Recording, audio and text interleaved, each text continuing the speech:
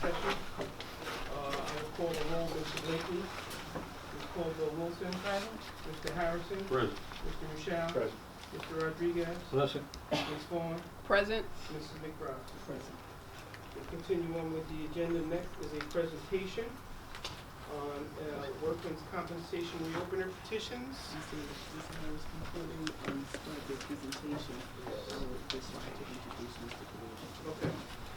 Ladies and gentlemen, I would like to introduce the council's new attorney, Mr. Kaluja, and his partner, Michael Simmons. How are you?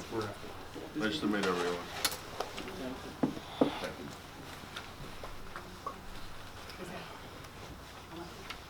So, introduce yourself to Yes. everybody. Thank you. Good evening, council members. My name is Khalifa Shabazz, and my firm has been handling the workers' compensation matters for the city of Trenton since 2015. We currently have approximately 125 open claims that we're handling for the city. And what I was asked to do today was to give a brief kind of overview on some of the issues that I assume come up pretty regularly in the workers' compensation arena. I did prepare a PowerPoint, but unfortunately we're not able to use it because my computer isn't compatible, but I would be happy to send it to the clerk so that it can be sent around. I think it's something that you can always go back to refer to because it does deal with the entire gamut of workers' compensation. It's one I use when I do presentations before different municipalities or presentations just for continuing legal education. But I did prepare two handouts. One of them deal with reopener. If you could just take one and pass this around. And then the other is for section 20. And I'll just kind of get started with a quick overview about workers' comp because I think it's hard just to jump right into settlements. I'm not sure how many people are familiar with it. It's an area of law that, quite frankly, when I started practicing law 20 years ago, I didn't know because most people don't deal in the workers' comp arena. So I don't want to take for granted that everyone knows workers' comp. Quickly, the first part about workers' comp is understanding that workers' compensation is absolutely meant to give petitioners, the employees here of the city, an opportunity to be paid for any injuries that occur while they're on the job.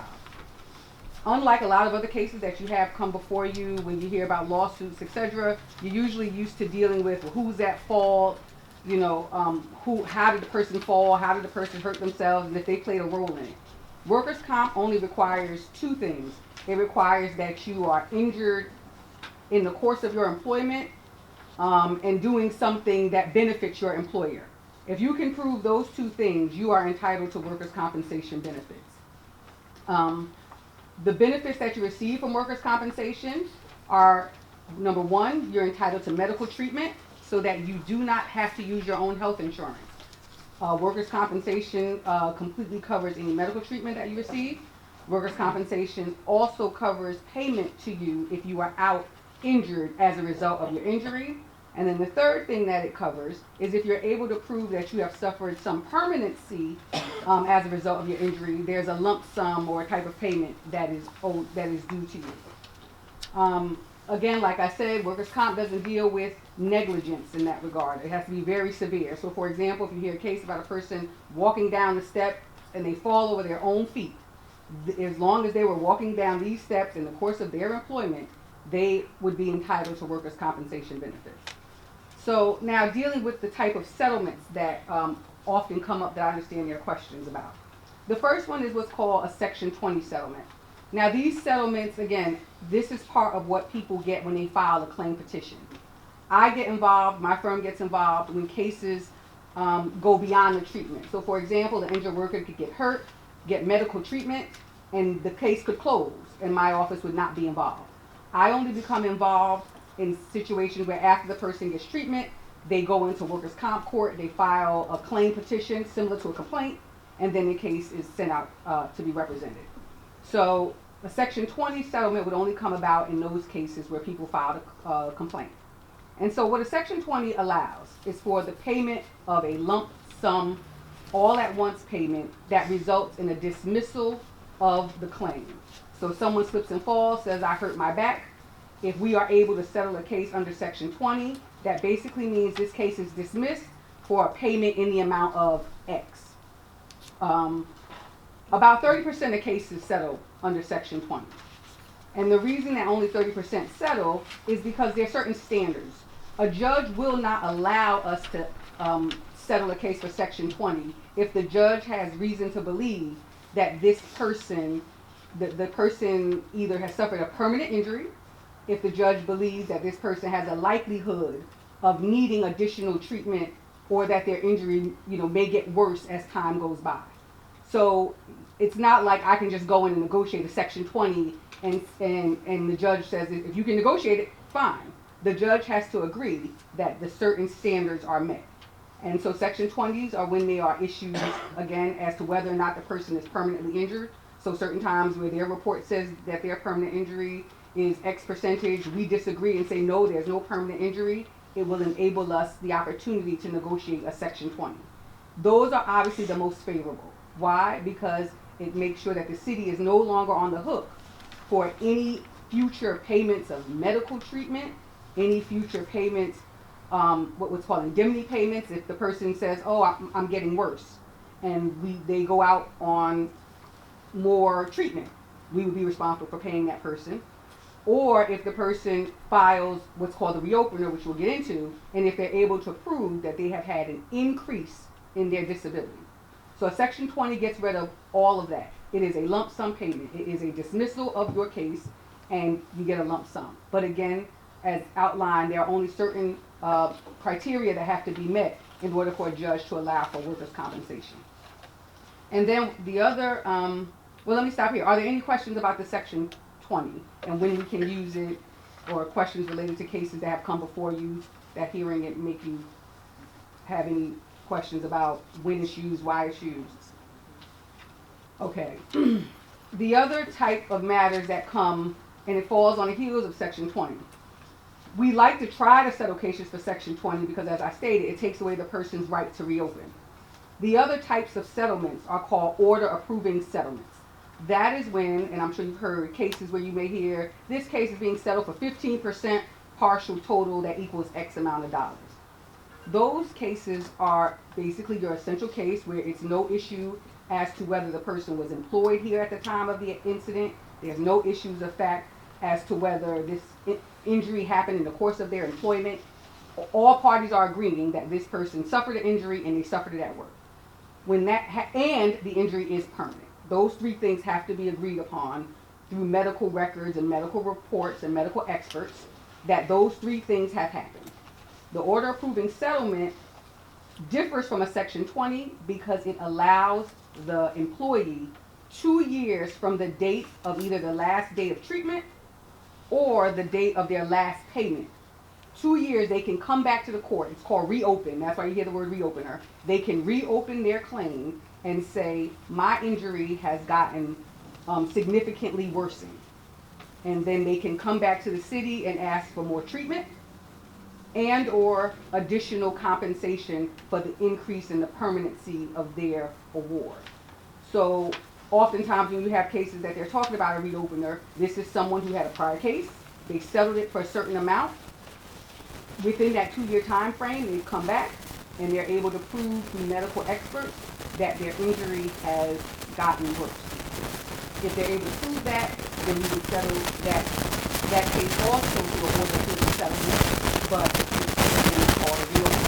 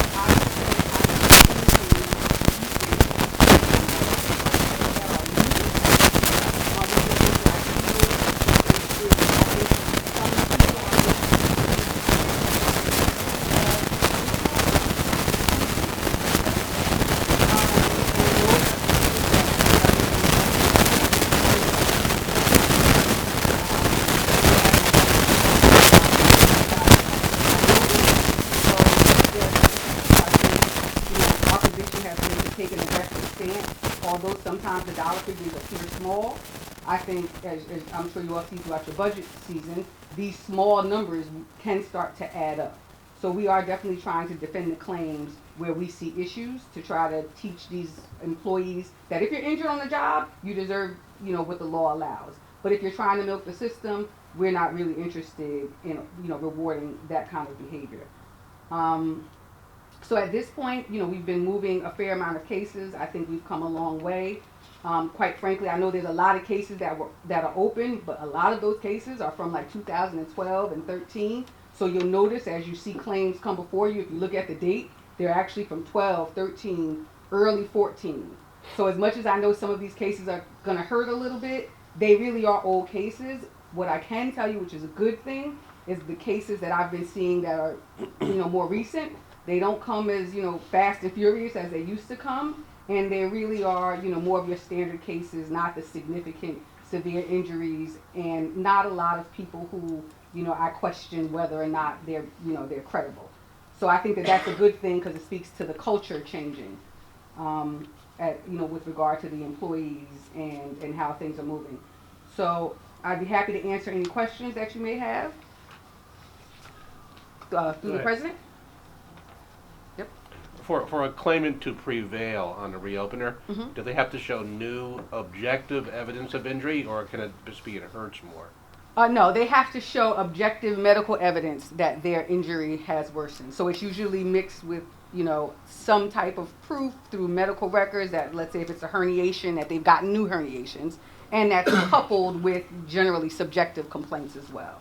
But at the end, we have to get a medical expert, and both experts come forward with whatever diagnosis they have to either prove or disprove on our end whether or not an individual has increased. So subjective complaints alone will not give you a reopener victory. No, subjective complaints alone do not give you a reopener victory definitely through an order approving settlement. Now, I will say, under reopeners, unless they're significant injuries, this is where I usually really fight hard to try to get them to be Section 20 settlements. Because showing that increase isn't the easiest thing to do.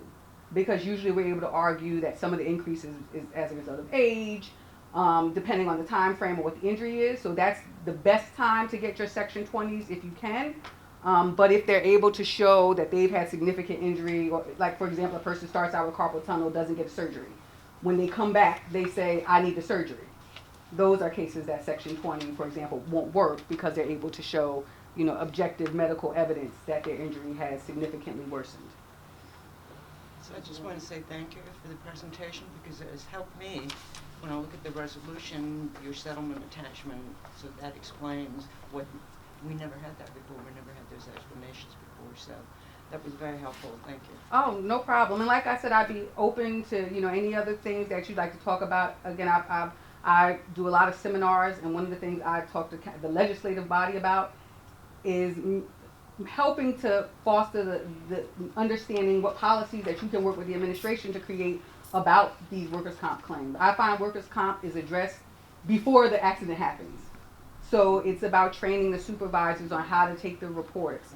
It's about making sure supervisors enforce, that your employees, they're wearing their construction boots that you're paying $200 for instead of their sneakers, and now they're saying, oh, something fell on my foot, I'm hurt. Or do you wear your back brace if you're supposed to wear one? So those are the things that, I know in other places we've done trainings for the supervisors to sort of help them to look out for, to help reduce the workers' comp claim, because quite frankly, that's where it starts. Once the claim is filed, it's an uphill battle. Another thing that I've talked about is, I don't know who they report them to initially, but if possible, if someone says, hey, I slipped and fell in water, maybe if you happen to see that they have, water on their pants, take a picture of it.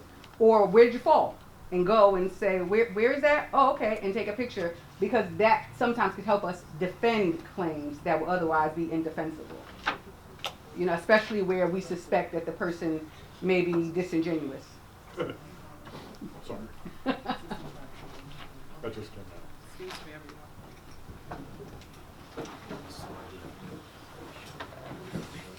everyone. So again, I'd be more than happy to provide any further information. If the clerk or whoever is the best person, I'd love to send over the PowerPoint. I think it gives you an overall view. I tried to talk quickly to get through it. I know you have a long agenda, but it gives you a view of what workers' comp is from A to Z that I think you can, always refer to and provide along, to anyone else that may have questions. Do you have a breakdown of where most of the incidents occur, like what department they're coming from? Actually, that is part of the slide. I can tell you, I apologize, I don't have the percentages off the top of my head, but most of your more significant claims come from DPW and the water department. And it's police and fire. So that's where most of your claims are coming from, those 4 departments. Your larger dollar figures are usually, I've seen, to be water department, police, and then there's maybe I've done about 4 cases in a row that there seems to be this claim about the fire department, and it's an occupational claim, a claim that you're saying is as a result of the job you do. These claims of cancer related to their job. So these have just come in all from the same attorney. So, I think they're trying to make a connection for those things. But those are where most of your claims are coming from. Yes. So I have a question, but it's specifically to one of these cases. Sure. 2013, 11355. 11254, but here it says 149,290. Which one is going? Actually, do you know that is one of the ones? Let me look at the claim petition. One moment. That's Sharonda. Excuse me. Henderson. If there's a claim that he's telling you that's actually on this docket, it cannot be discussed. Executive session. I agree. I just wanted to see what No, to it's address the which one was numbers. right or There's wrong two because different I numbers, didn't. I'd like to know which one. Yeah, I will speak with Mr. Barecchia to see if that's some sort of typo from there. But no, this is an open session, so no, it can't be.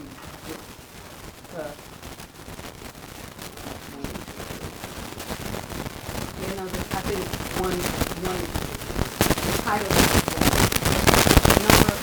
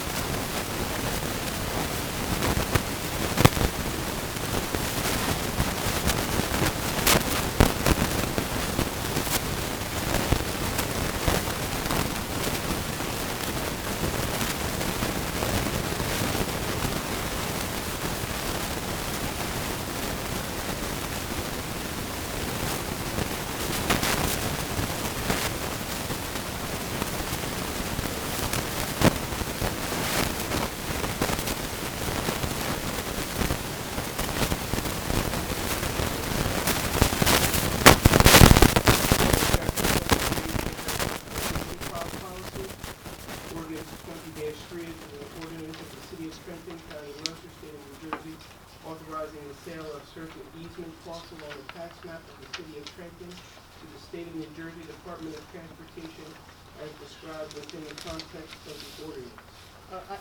Mr. President, I have a question on that one.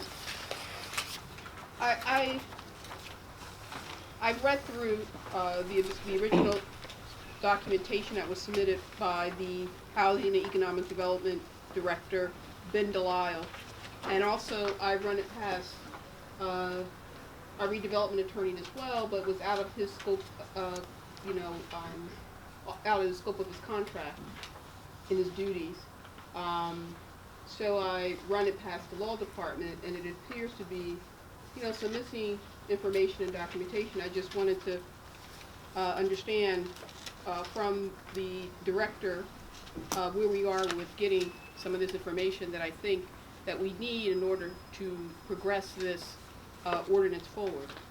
Is the housing director here? Right here. So, Right here. yeah, hi, Mr. Delisle. So I read through it, and the memo from the city principal engineer, Mr. Hallgarth Stephen, he had some of the same questions that I had regarding the market value of the land or the easement, and getting a second opinion, because the only appraisal we've gotten is from the state itself, from the entity that's actually purchasing the easement.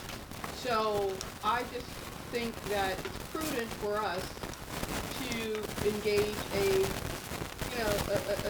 another appraiser to ensure that we're getting a fair market. So I think the memo that was issued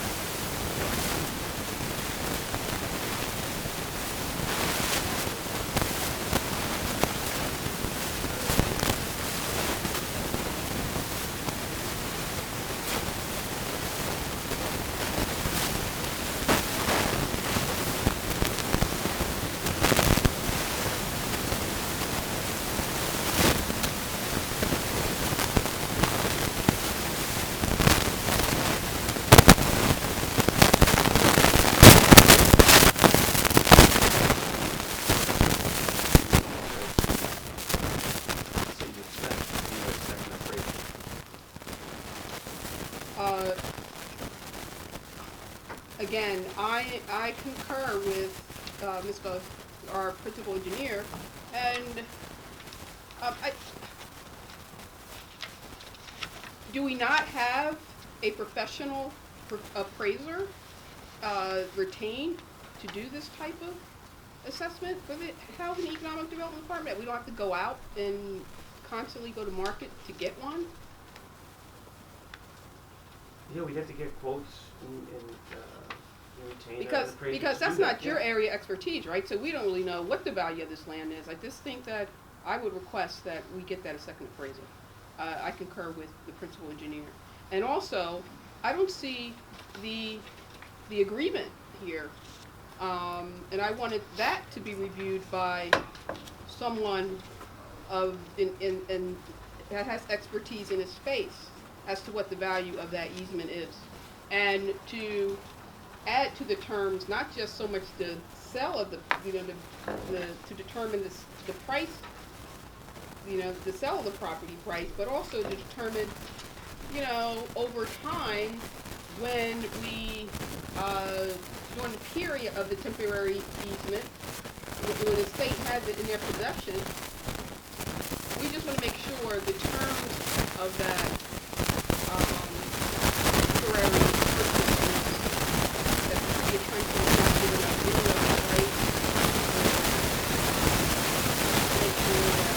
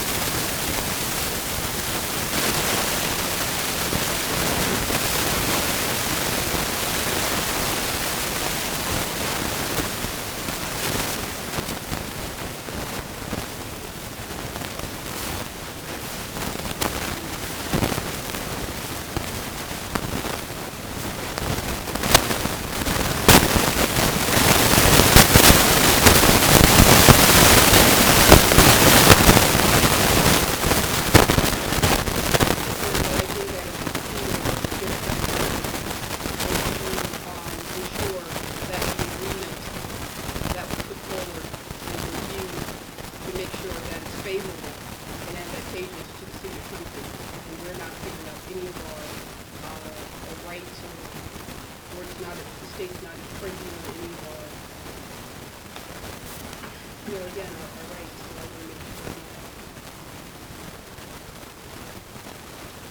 So I would like to either table it or,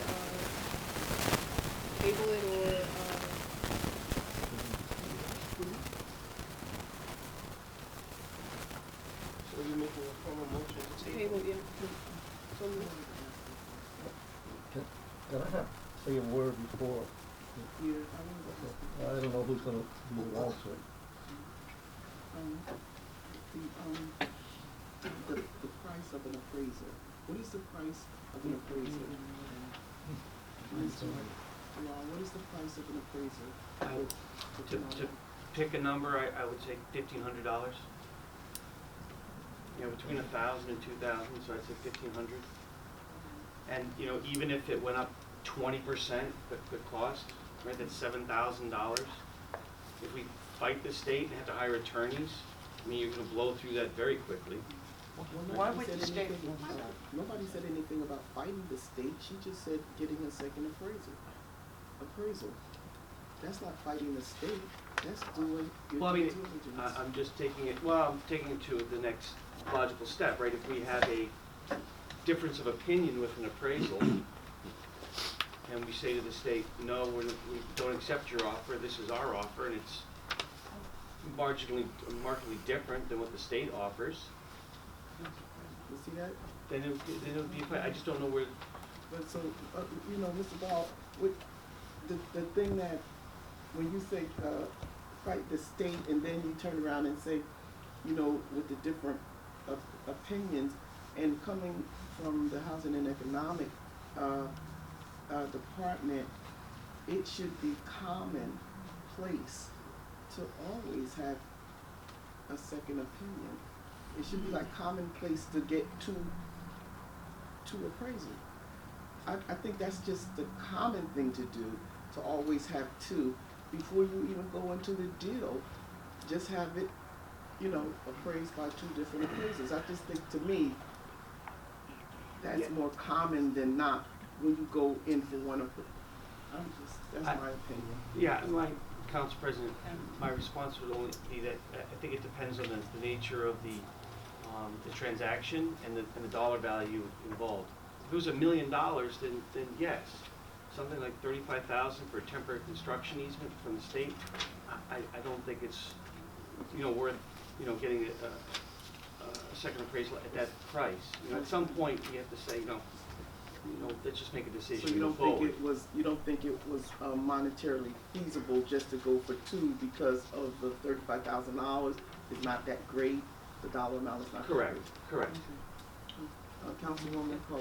If I may, I don't think the state's going to fight us on this. We own this. This is to give them an easement, and if we can show them that the price they're giving us is, I fought to get an easement to a parking lot because they wanted to give the county, give it to them for $1. Mm-hmm.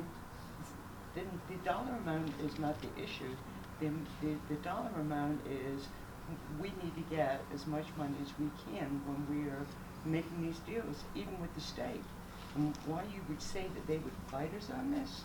I mean, they need us to give them this easement. So if we come up with an appraisal that's more money, we need to tell them, we have an independent appraisal, this is what it costs. Council doesn't have an issue now that we have our own appraisal. Council. Well, I have a question on what is it that they want to do there? That's my question, because since drainage, what happened? What is it that they are going to do there, the state? It's drainage. It's like a drainage Drainage and I believe it's a flood mitigation. from the water that From the accumulates river, I in believe from the river going to the highway. the river going to the highway, I or the believe so. highway water Yeah, going to there's- the river? Yeah, there's a retaining wall there that I guess Yeah, I know. needs to be I used to repaired and work there. strengthened. Yeah. So they're going to work on that side. It's not to collect the water from 29 to send it to the river. I don't believe so. But I can get clarity from them. I used to But I go think it's- fishing down there. Yeah. You know, I think it's for the repair of the retaining there wall. were some easements there before because from all these corporations, they used to dump all their sewage water right there. Oh, yeah, yeah. Right there, all in that area. But my worries are, if that's the case, that they are going to send water to the river at that location, is our water filtration plant that is just in that area. Little past Carhoon, this part, if they are going to be sending contaminated water to the Delaware, Right. and we have been having problems for now with all kinds of contamination from that Sure. water. Yeah, no, So that Looking at the- this have to go a little bit looking further. at the easement, it's a linear easement, and it says flood mitigation, so I think it's to repair the bulkhead, that's there. You said where you went fishing, there was a retaining wall there. Well, they built one line afterwards. To repair that. We could drive all the way down there before years ago. Yeah. They messed it up. But that, but my worry is if that water is going to go into the Delaware River without going through a filtration process or whatever. So I believe it should be done before they dump anything in the Delaware.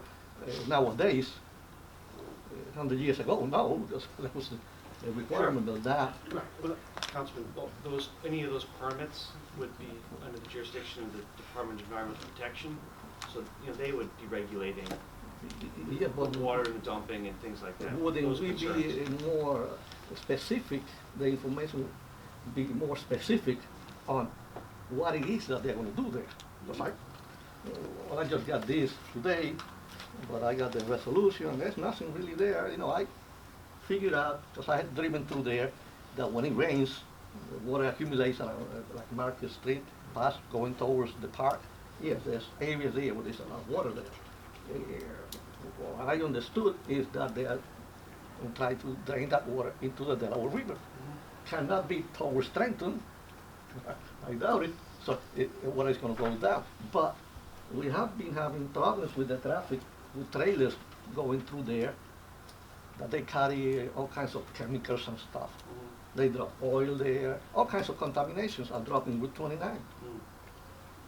If we don't make sure that that's not the case, that they're not going to dump that into the Delaware to make it worse for us, because we are pulling the water out of that same Understood. area. Sure, understood. That's my concern. The money, if it's not much, well, I guess the state could use eminent domain if they want to, that's something that they could use. But we have to be worried more about what it is that's going to, the effect of this work. It's convenient for the state, for traffic, but is it convenient for the city? I'm not talking about money, because money is not going to make a few more dollars or less dollars is not going to make a big difference. But I'm concerned about our health, especially now that we have this ACO with DEP. That DEP signature has been the first thing for us, because it's Trenton. And we have a filtration plant right there, down 29, right there in that area, by Calhoun. And that's part of the area. I just want to make two more points that the engineer raised. He said, in reference to the permanent construction, so they are doing construction, and maintenance easement, and the temporary construction easement by the New Jersey Department of Transportation from the city, I have the following concerns, Mr. Stevens said. Was the City of Trenton Division of Real Estate involved in determining if the proposed pricing is fair? Question. If not, we should not let the state offer a price without independently confirming the true market value. That's one point the engineer makes. The second one, the city should consider work at the site to be complete after all equipment and working material is removed from the construction site and the disturbed areas return to its pre-construction look. The city should reserve the right to be paid after duration of contract if equipment and materials remain. And I don't see any contract or terms that states that, as Mr. Stevens is recommending. Then thirdly, Mr. Stephen, the city's engineer, also states a field inspection meeting between the city and the New Jersey Department of Transportation should be scheduled prior to reverting the temporary construction easement to the city. So I need this an agreement that takes into account all of the city engineer's recommendations here. And we should take this document seriously, and I would expect us to table this until at which time between the Housing and Economic Director and the Public Works Director to get this this agreement and make sure the interest of the city and this property is taken into consideration, and make sure these points that Mr. Stephen has put forward is incorporated in that contract. So the motion has been put to the floor by Councilwoman Vaughn. Council President, if I could add We one have of a those motion on points. the floor. Mr. Delisle. Can pull it. We need a second to the motion. Well, I second. You second it? Vote, Mr. Harris. Ms. Caldwell-Wilson? Yeah. Mr. Harrison? No. Mr. Michelle? Yes. Mr. Rodriguez? Yes. Ms. Vaughn? Yes. Ms. McBride? Yes. And this motion has been tabled to further notice. Or this ordinance has been tabled to further notice. Continue, Mr. Harris.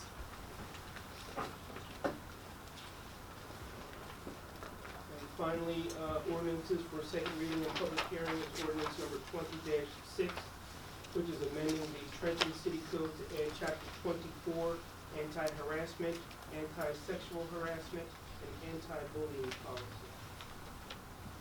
The following resolutions are going to be presented to the governing body for its consideration. From the City Clerk's Office, resolution number 20-17, authorizing the public sale of wine at the Trenton City Museum's chocolate tasting fundraiser to be held on February 1st, 2020.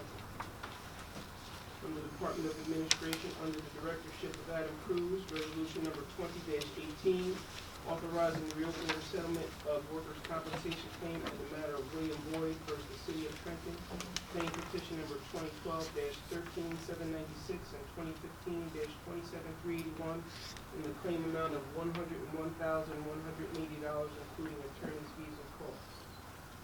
Resolution 20-19, authorizing the reopening of settlement of workers' compensation claim in the matter of Sharonda Henderson versus the City of Trenton, claim petition number 20-13-2013-11355, and a claim amount of $11,254.28.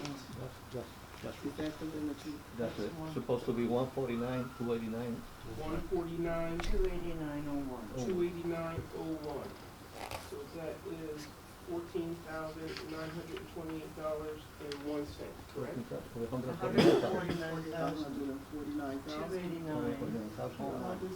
How did such a, this is a big error here. This resolution is saying $11,000. Yeah, That's what I- only there, but The not title. on here.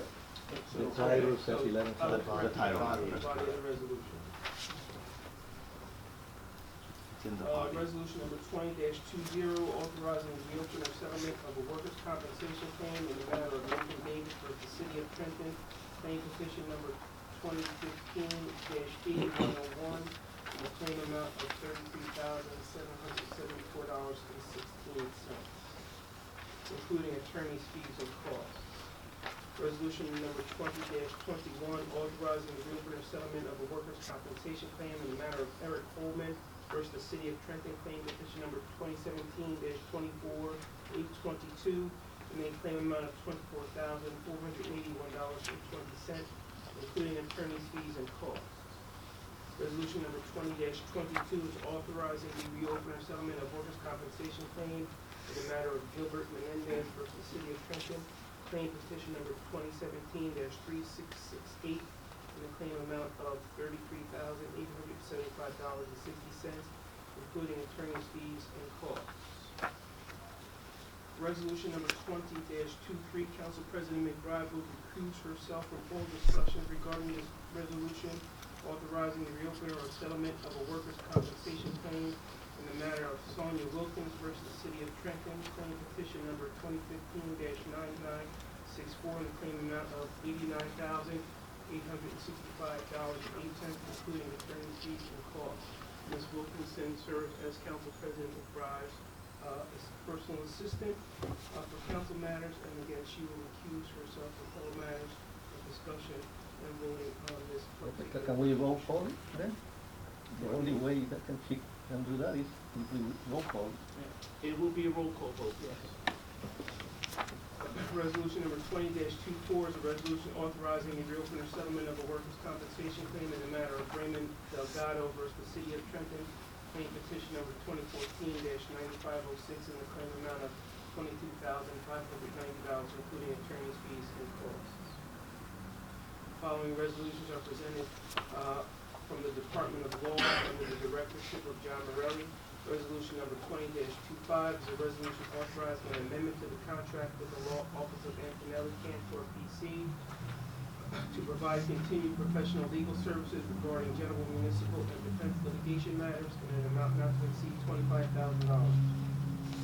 Resolution 20-26 is authorizing an amendment to the contract with the Law Office of Bridges and Snell to provide continued professional legal services regarding special counsel in an amount not to exceed $50,000. Resolution 20-27 is authorizing an amendment to the contract with the Law Office of Benone, Cochran, and Mancello to provide continued professional legal services regarding special counsel in an amount not to exceed $50,000. Resolution 20-28 is authorizing an amendment to the contract with the Law Office of the Garden Law Firm to provide continued professional legal services regarding general municipal and defense litigation matters in an amount not to exceed $50,000. Resolution 20-29 is authorizing an amendment to the contract with the Law Office of Parker McKay to provide continual professional legal services regarding general municipal and defense litigation matters in an amount not to exceed $50,000. And resolution number 20-40 is authorizing the award of contract with the Law Offices of Pelosi Simmons to provide professional legal services in regards to special counsel for a fair and open process in accordance with NJSA 19:44A-20.5 and second, and amount not to exceed $45,000. The following resolution is being presented from the Department of Police under the directorship of Sheila A. Coley. Resolution number 20-30 is rejecting RFPs received for consulting services for the City of Trenton. The following two resolutions are presented by the Department of Fire under the directorship of Derek J. Sawyer. Resolution number 20-31 is awarding a contract to CEW Government for the purchase of proprietary annual electronic office equipment, New Jersey State contract, in an amount not to exceed $50,000. Resolution 20-32, awarding a contract to Continental Fire and Safety Incorporated for the purchase of repetitive proprietary parts, materials, hoses or shoes, what is that supposed to be? Shoes. And other fire equipment through the New Jersey State contract in an amount not to exceed $50,000.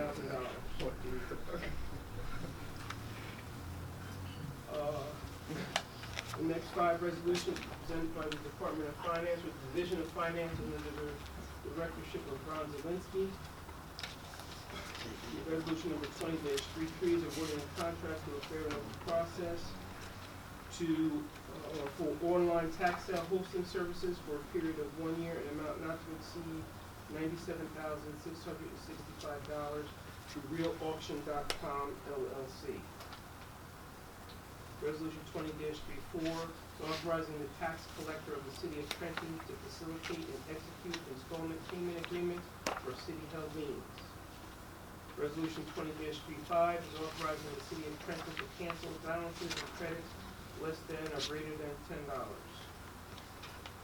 Resolution number 20-36 is authorizing the City of Trenton to charge tax sale mailing fees.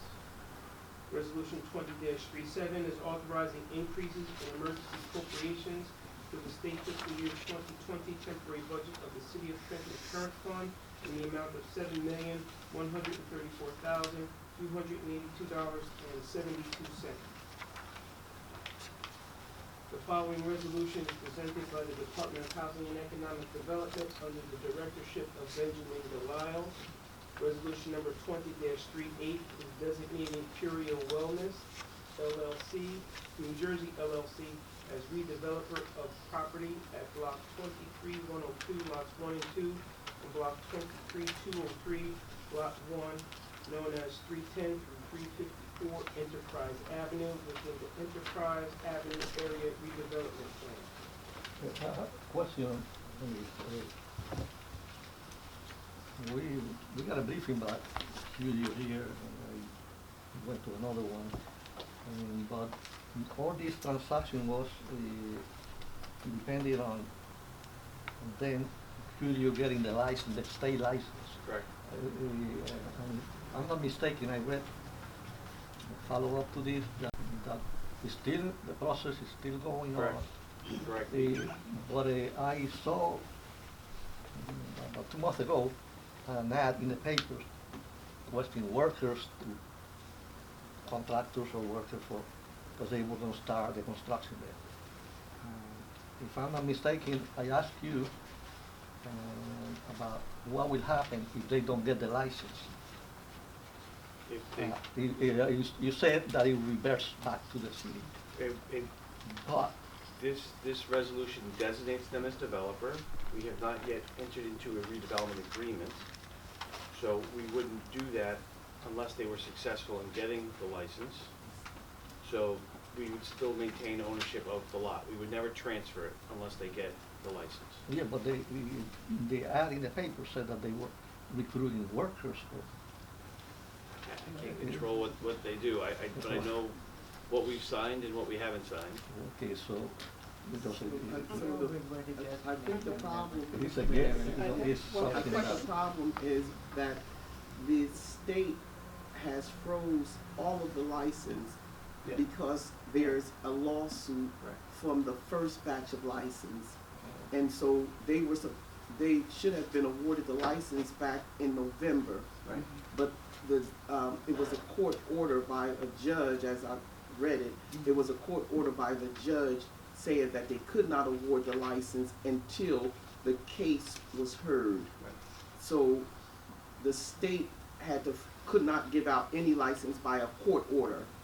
So this resolution is coming back to us based on that court order and they just want to extend the time so that it will fit within the time that the Right. case goes into court. That was my understanding. That's correct. But my question is relating to, are they going to, have they started or are they in the process of start construction? No, No. they can't That's start what any okay. construction. They don't have a. They can't development start any agreement yet. construction until after. This is just Oh, as a yeah, well, so developer. that ad that I saw, that was a little bit ahead of time. I just have one question. The last time you were in council, I think it was back in the fall, and there was a 120-day sort of a wait period, right, up until for vetting. So isn't that expired now? That was the period in which they were designated to negotiate a redevelopment agreement. Right. Yes, that has expired. So because the state hasn't issued the licenses, we're asking to extend that time period. Just kind of But controlling it. does the state, does the state, I guess,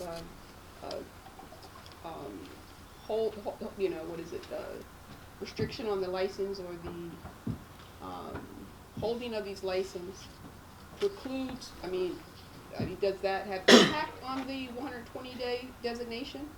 I mean, can we move forward with that 120-day designation of Curio as the redeveloper? Or we can't, or this lawsuit with the state or whatever this pending thing precludes us from doing that? I would think not.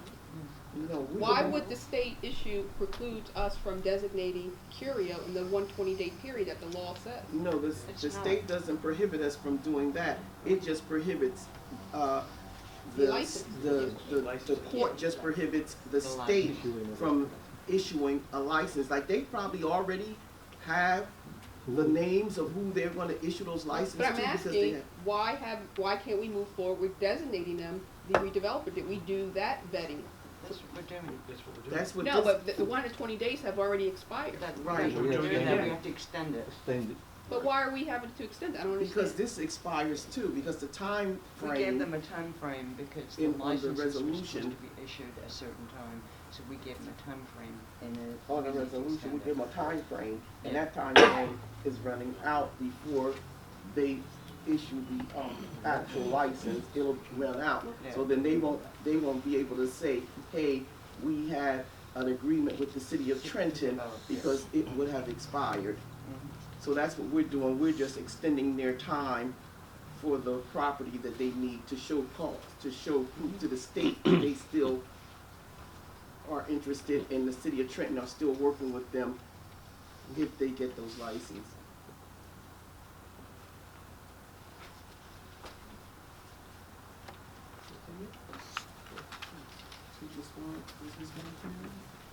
Is your question answered?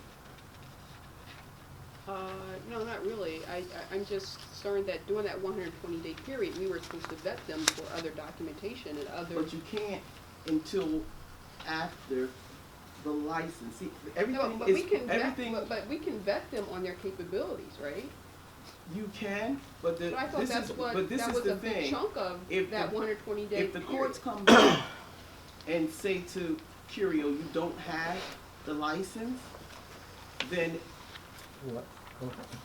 then they That was my question. everything goes away, because they aren't gonna be granted the license. And so their extension on the property They'll get is stuck just with for it. us to say, you know, cause they have to show cause where they have an agreement with the city for the property that is needed to get the license. So all we're saying here on this particular resolution is we're granting them the extension they need to show the state that they, No, we're just putting everything on hold until the state is able to issue the license, and thereby, we may be risking holding up, waiting that we can be vetting other potential suitors. I mean, what guarantees us that Curio will not walk away, even, who knows? I'm just saying. right, well, there is no. I mean, why are we just holding out for this one? It's just a Well, I mean, question. there is Part no. of the They're arrangement. the only ones who came to us with the proposal to Okay. redevelop. And that is specifically, that location specifically for that, whatever, marijuana. For marijuana, right, Not- exactly. For nothing else, so they cannot do anything else if we go your way and they The become the license, developers. or if they, What are they gonna do with that? Then okay. it will now revert to us. So, You all right? Yeah. Okay, Mr. Harris. They're the only game in town, that's what I'm saying. For that particular site. Site, yeah. And finally, two ordinances being presented for first reading and introduction. Ordinance 20-7 is amending the use of city-owned and operated parks and imposing new restrictions and penalties for the improper use of all-terrain vehicles known as ATVs within the city limits. And ordinance. I have a question. This had come up before. Who's putting this forward? Do we know? Is it from the administration? It says, We did. Adam Cruz Yes. is. Oh, okay. All right.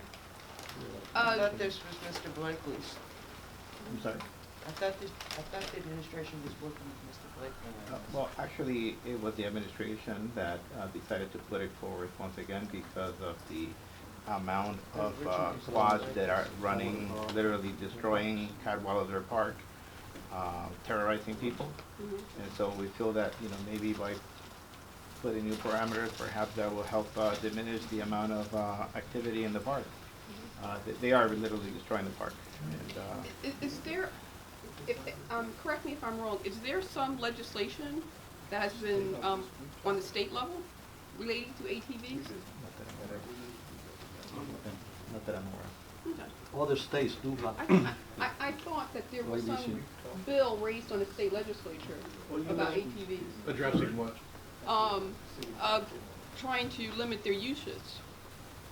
Because again, when this was on the docket previously, we had asked the police director, what type of policies or enforcement strategies can they really do to, put forward to stop these, these folks from writing these things?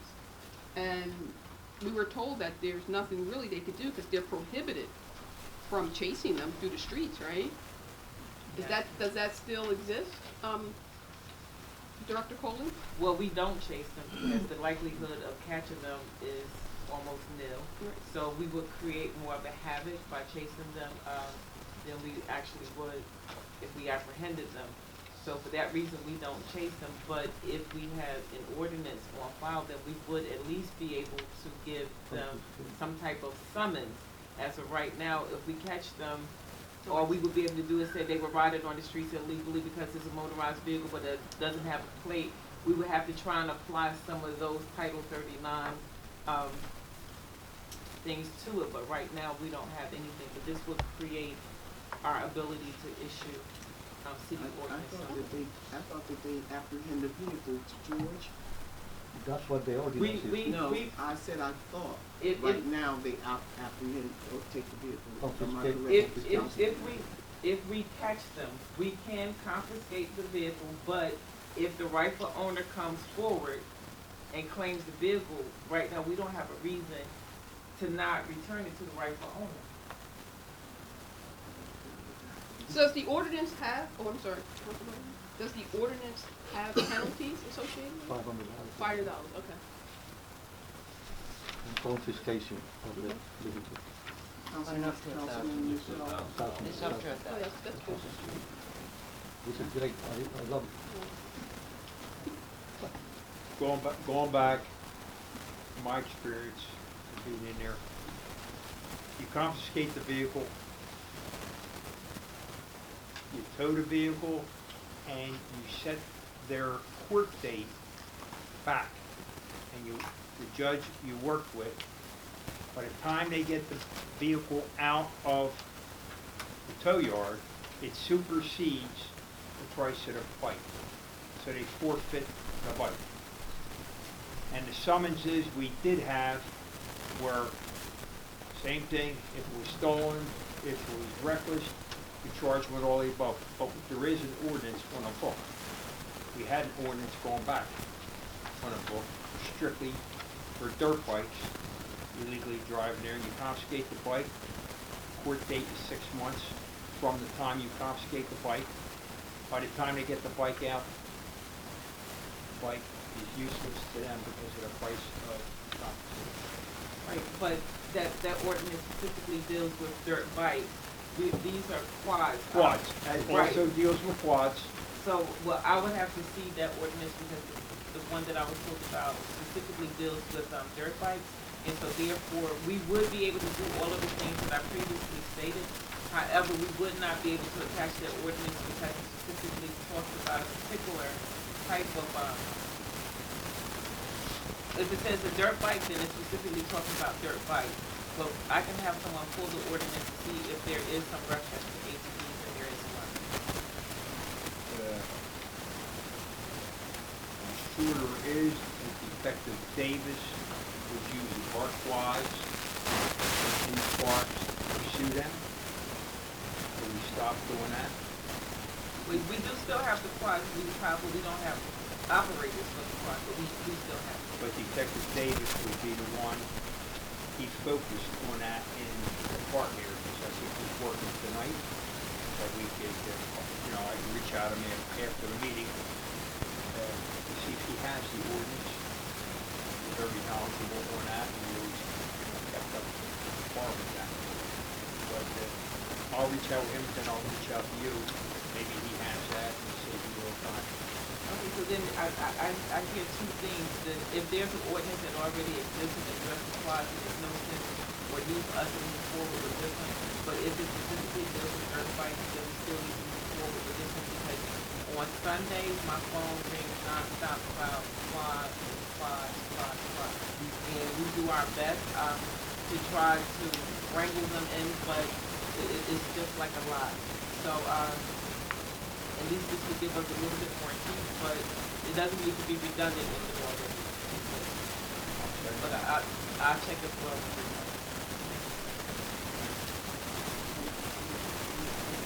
find ordinance number 20-8, the bond ordinance, the bond for various comprehensive and capital acquisition for improvement for the city of Trenton, State of New Jersey.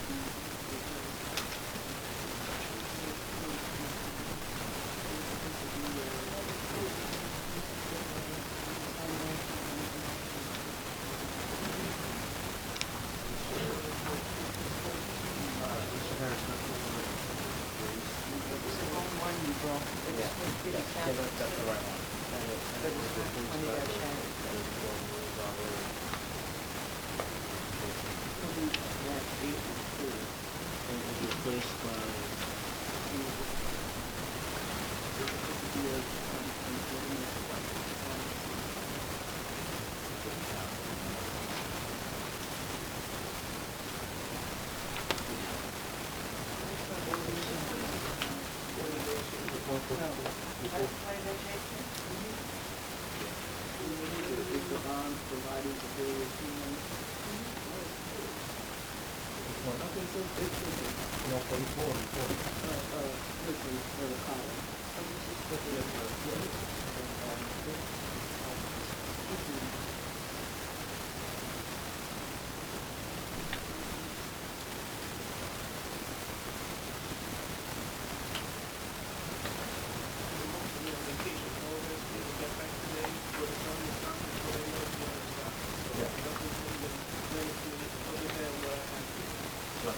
This shouldn't be here, Colin, this Tuesday, because that was finished on Thursday.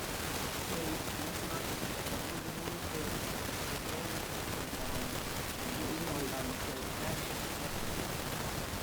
that's not, this was, that's for,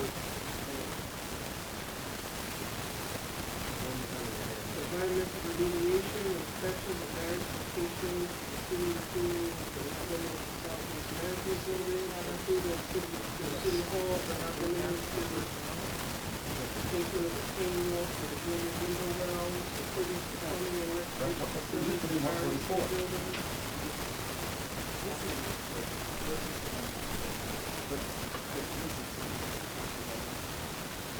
I can't do the administration's job. It was their job to get that information down to Wardaz on Thursday. I can't do the job because we talked about this. We pulled the bond ordinance and said that we would switch it out.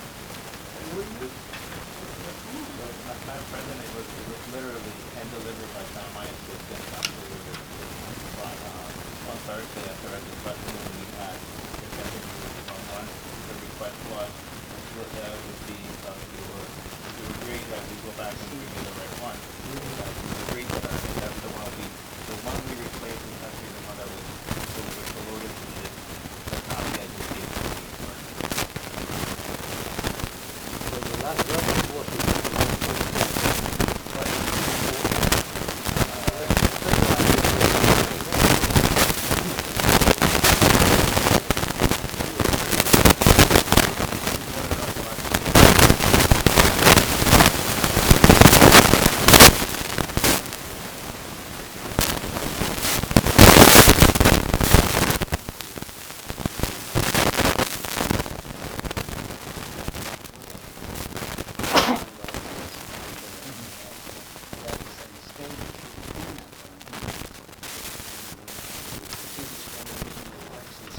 So when did John bring this down to Lourdes? Because if he bought it on Friday late after Thursday? Thursday after our meeting here,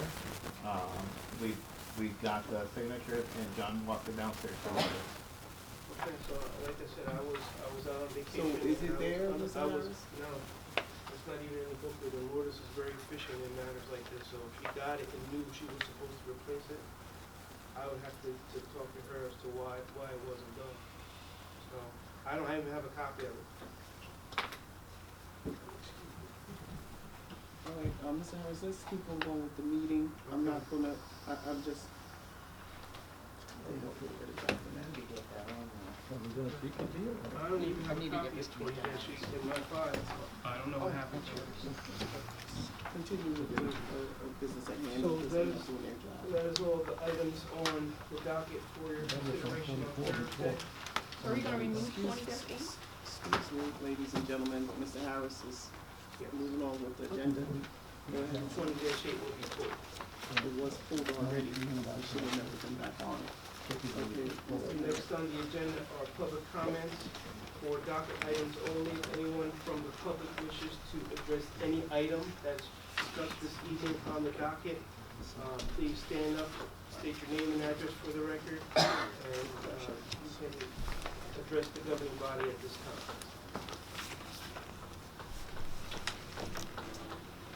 Seeing none, we can continue on with civic comments.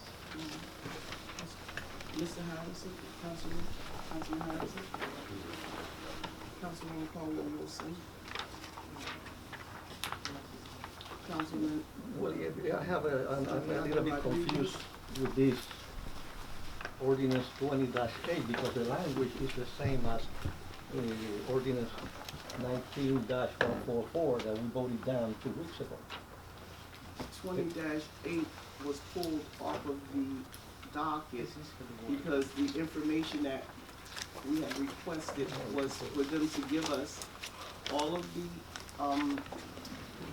information on the $93 million bonds. We needed to know how much of that money was attached to projects, how much of that money was still available to be repurposed, when the actual, and the invoices for the amount of the money that had been used, but as of to date, we never received it, and so on Thursday, we told the administration that we was pull that until we get that information that we had requested. And so it shouldn't have been. I was really confused. Yeah, because we voted it, this coming from September 5th of 2019. 20-8 in Mr. Santiago's thing is the one dealing with the city, with the parks. It's not, I'm confused now because this is all messed up. This is the one that's supposed to be for out of the capital, is that the capital budget? Yeah, the 20-8 is supposed to be one from that. So what is the ordinance number for the water? That's not in here. That was pulled? Water that were pulled, they pulled the 2 ordinances for the water that were pulled. There were 2 of them. Madam Vice President, when we brought the requested changed out ordinance down to the clerk's But I have ordinance to tell last you, week. I have an ordinance here. It's got the same ordinance number as the one out of the capital. This one is for the water company. So that's the one that was wrong Thursday? Correct. And that's the So- one that we changed Thursday. Okay, but you can't change, you keep it the same number as the previous one. We did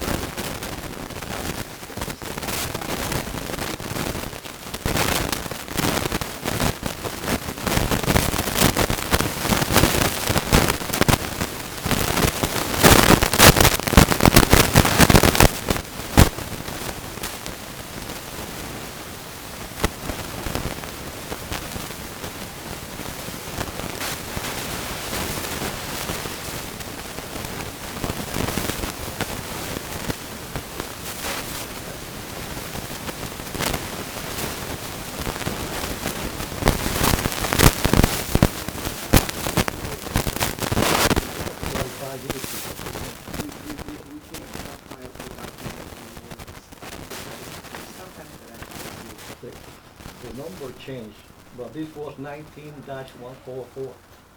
This one right here. Right, but I'm saying we can't change it now, we have to discuss it tomorrow. Mr. Harris, Okay. Vice Chair, and the Business Administrator, they need to get that together as far as the number of the ordinance and the actual correct ordinance that should have been on the docket. So, you, Councilwoman, from, public, Yeah, I just want to bring up an issue that we discussed during our last council session regarding the, I just want to ask the business administrator, Mr. Cruz, about the salary ordinance for the level 4 water employees, the W4, the S4, the T4, and the C4. So I just wanted to know what the status of that ordinance is. The last time we all discussed it, you were gonna come back and give us, we asked the law department to come back with, statutes supporting, the council to kind of move forward with defining those ranges in lieu of the fact that, the administration had not yet, settled the, collective bargaining agreement. Right. So, and at the same time, we don't want to hold up being competitive with the marketplace and risk losing those licensed employees over at the water utility, because all those operators, the level 4, they run respective operating units in the water utility that, of course, tie into our ACO.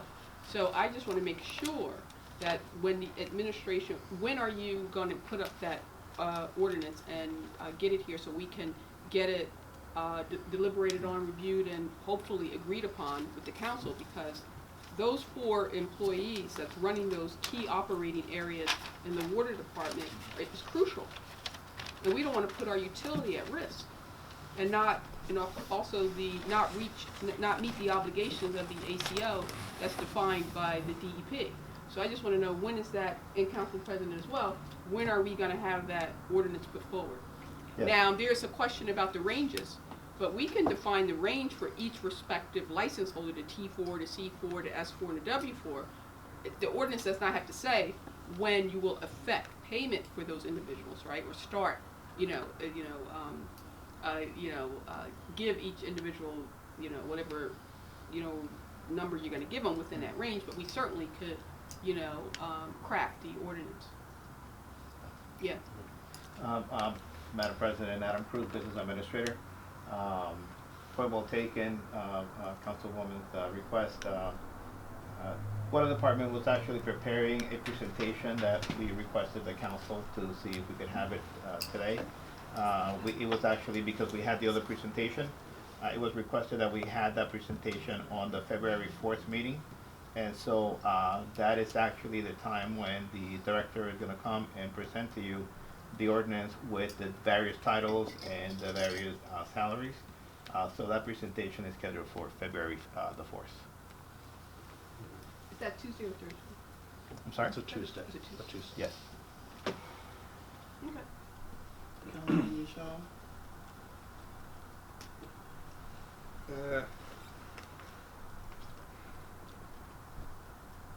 No, I'm gonna pass. Councilwoman Vaughn answered my question concerning the water department, so. I would just like to say to the directors that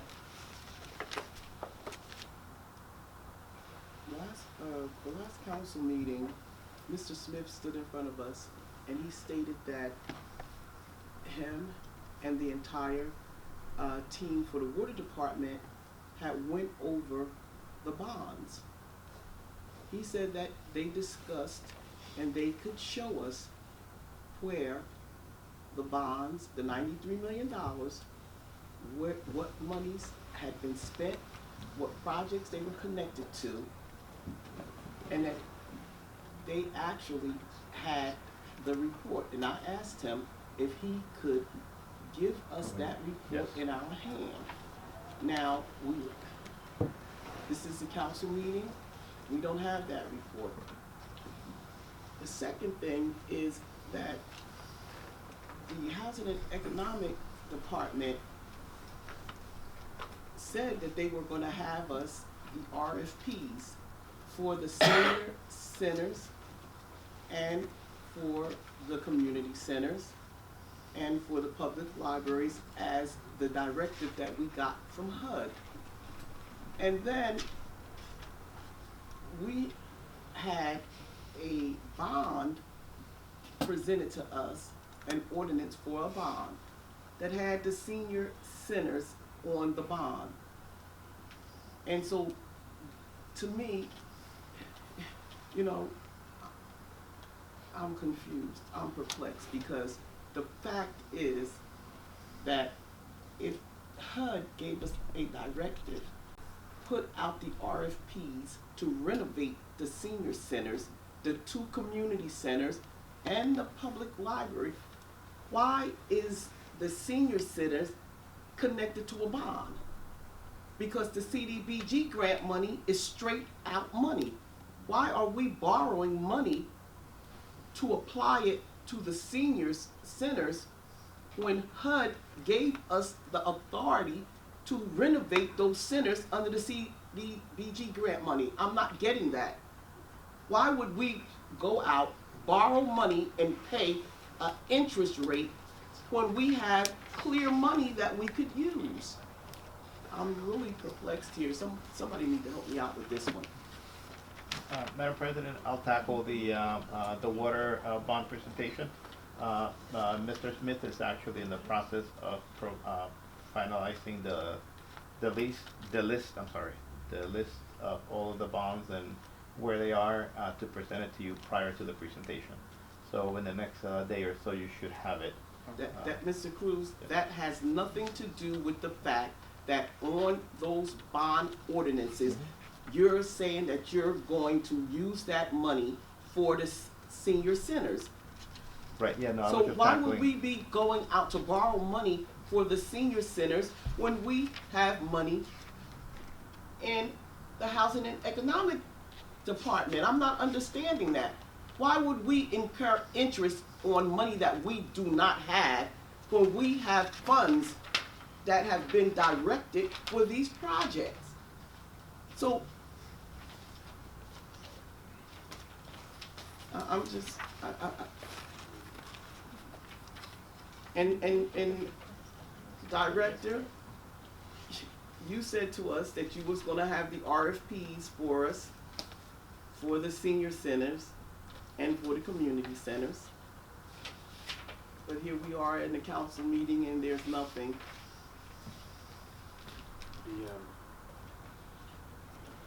The bid specifications for the rec centers are nearly complete. They're over 90% complete. The architect wasn't available tonight, so we're happy to have them come and give a presentation. This is the problem, Director. You were at the last council meeting. You said that you was gonna give it to us in writing. You was gonna show us the RFP. You were gonna produce some paperwork for us. And now we're here and it's just some more lip service because we don't have it in our hands. We don't have, I don't believe that's fair to the council. And I believe that when, you know, you guys come forward and you say the council is too hard to work with, how could we work with you when we're not getting the information that we're requesting? That's just the way that I see it. I don't think that we should have to beat a dead horse to get this information. I think that once we request the information, it should come to us so that we can do our job. And then we don't have to pick up the newspapers and they say, you know what, the council and the administration is fighting. It's not a fight, it's just a request for information that we're not getting. And I think that we need that information in order to move forward. So I'm just gonna ask the administration once again to produce those RFPs for those community centers, for the public library, and for the renovation of those senior daycare centers. And I'm gonna ask the business administrator if he could produce the $93 million in bonds, the projects that that money is connected to. If the bonds is out there and they're not connected to any project, can we repurpose those bonds and try to cut down on bonding out anything else? Because we all know that we're over bonded. We know that the only way to pay for those bonds is with the taxpayers. And we can't afford to put anything else on our taxpayers. The service that they're getting in the city is not up to par. The city is dirty. We're not cleaning it up. We're not giving our residents what they deserve for the taxes that they are paying us. So we need to try to cut back on these bonds. As a matter of fact, I really don't think that we should be putting any bonds forward until after we determine what state we're in over there at that water department. We asked for a forensic audit over there at the water department. We put it in the form of a resolution. The administration needs to move forward with that forensic audit over there at the water department. We don't know what the water department assets are. We don't have a clue. So we asked for a forensic audit, someone that can come in here and tell us exactly what that water department is valued at, how much money we have, because right now, I don't think we have any money in the water department to even go and pull and vote on a bond. Because they said that we had to have 5% of the actual bond to hold up against the ordinance. Your people, Kristen Epstein, came in front of us and said there is no money. Then you guys came back and said, oh, wait a minute, it's $9 million. But the $9 million, we're spending it as we go. And we're spending all the revenue. And as a matter of fact, wait a minute, residents, if we don't raise the rates across the board for the water department, we will have to shut this city down. Now, which one is it? We don't know, because we can't get the administration to do the forensic audit. We can't get no information on how much money is over there in that water department. We don't know. So somebody need to tell us something. We don't need to be putting up any more bonds. We need to be trying to determine exactly where we are at the water department, where we're going. No more bonds, no more spending. Let's find out where we are going here with this water department and with our budget. Our budget has a $28 million shortfall. How are we going to close that shortfall? Is the council going to look like the bad guys? Is the council going to look like they're saying we don't want to hire 100 police officers or bring on 40 new firefighters? You gave us a $28 million shortfall budget. How are we going to bridge that gap? We need to get serious here. So the only thing I'm asking for is to get the information that we requested, if we can have it in our hands in black and white, so we can see where we're going at in this city. We have a budget meeting tomorrow. We need to get to work. We need to be able to do something in this city, and that's all I'm saying. And I want to thank the public for coming in. Your opinion matters. We have budget meeting tomorrow. I believe that in order for us to move this city forward, this council is going to have to get the information that they requested. Thank you so much for all the directors coming out. I appreciate it. And Mr. Harris, I move to adjourn this meeting. All those in favor?